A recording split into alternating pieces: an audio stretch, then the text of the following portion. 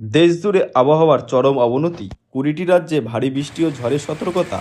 উত্তর পশ্চিম ভারতের সক্রিয় পশ্চিম ঝঞ্ঝা এবং দক্ষিণ পশ্চিম মৌসুমী বায়ুর অগ্রগতির ফলে দেশজুড়ে আবহাওয়ার ব্যাপক পরিবর্তন লক্ষ্য করা যাচ্ছে। আগামী 2-3 দিনে দেশের প্রায় 20টি রাজ্যে ভারী বৃষ্টি ও বজ্রপাত ঝোড়ো হওয়ার পূর্বাভাস দিয়েছে ভারতীয় আবহাওয়া দপ্তর। এই পরিস্থিতিতে বিভিন্ন রাজ্যে কমলা ও হলুদ সতর্কতা জারি করা হয়েছে। কোন কোন জেলায় এর প্রভাব বেশি পড়বে তা বিস্তারিত জানতে অবশ্যই ভিডিওটা সম্পূর্ণ দেখবেন এবং আপনাদের জেলার নতুন নতুন খবরগুলো সবার আগে পেতে চাইলে আমাদের ইউটিউব চ্যানেলটিকে সাবস্ক্রাইব করে বেল আইকনটিকে বাজিয়ে দেবেন এবং কমেন্টে আপনার জেলার নামটি লিখতে ভুলবেন না।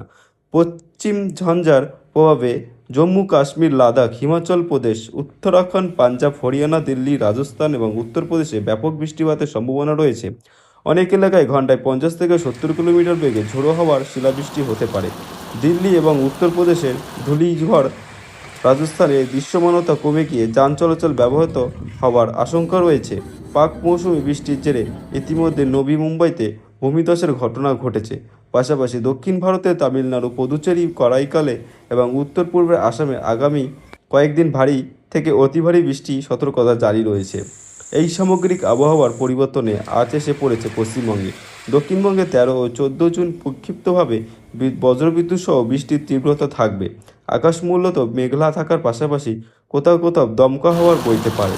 বিশেষ করে বাঁকুড়া, পশ্চিম মেদিনীপুর, পূর্ব বর্ধমানের মতো জেলাগুলিতে 2-1 পশলা ভারী বৃষ্টির সম্ভাবনা রয়েছে।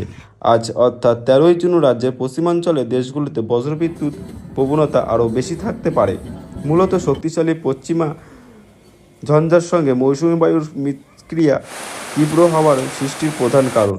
এর ফলে বিভিন্ন স্থানে দৃশ্যমানতা হ্রাস, যান চলাচল ব্যাহত হওয়া, ভূমিধস এবং বজ্রপাতের ক্ষয়ক্ষতির আশঙ্কা তৈরি হয়েছে।